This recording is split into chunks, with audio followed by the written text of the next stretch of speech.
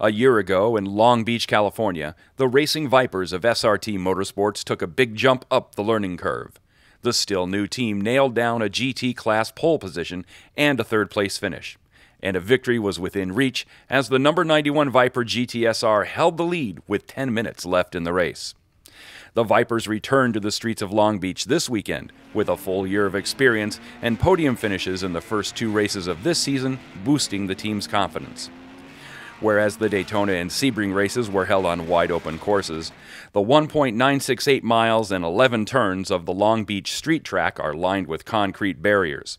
That puts the pressure on drivers Mark Goossens and Dominic Farnbacher in the number 91 Viper, and Kuno Whitmer and Jonathan Bomarito in the number 93 Viper to qualify well and stay out of trouble.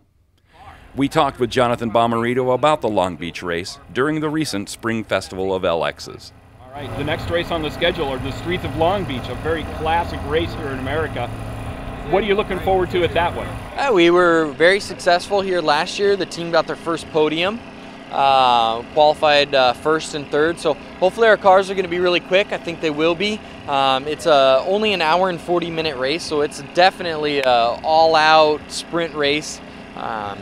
You know, with street course, it's walls right next to you, so you'll see a little bit of attrition from that, but we got to keep the cars clean and be there to fight at the end. It's one of the most fun street courses that we go to, so in the country for that matter, so I'm really looking forward to it.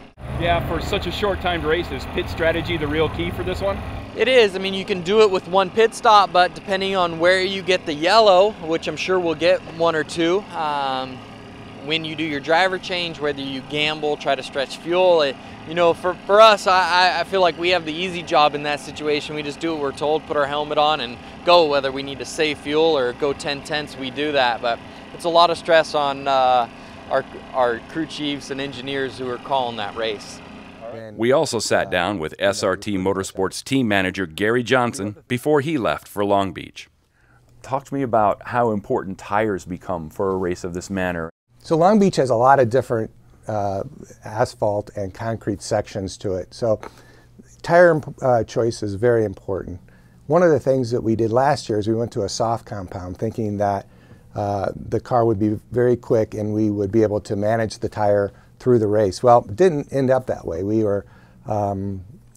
probably should have chosen a medium compound tire because the soft compound tire ended up going away at the very end of the race, and we just couldn't defend, you know, the competitor car at that point. We just, you know, ended up getting past with like 2 laps to go. It was a real heartbreaker. I mean, what kind of a course is the Long Beach layout? I mean, are there areas to pass, or do we really have to put everything we have into qualifying so that we're near the front?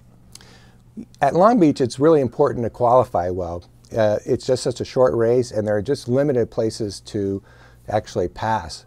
So qualifying is going to be key here, whereas maybe in a 24-hour long race, it's not as important. How well versed are our drivers on the Long Beach circuit? You know, we're really lucky to have drivers that are really familiar with the Long Beach circuit. For instance, Kuno Whitmer actually won in a Viper there in 2010. And of course, Jonathan Bomarito poled there last year. So I think our drivers know the course well.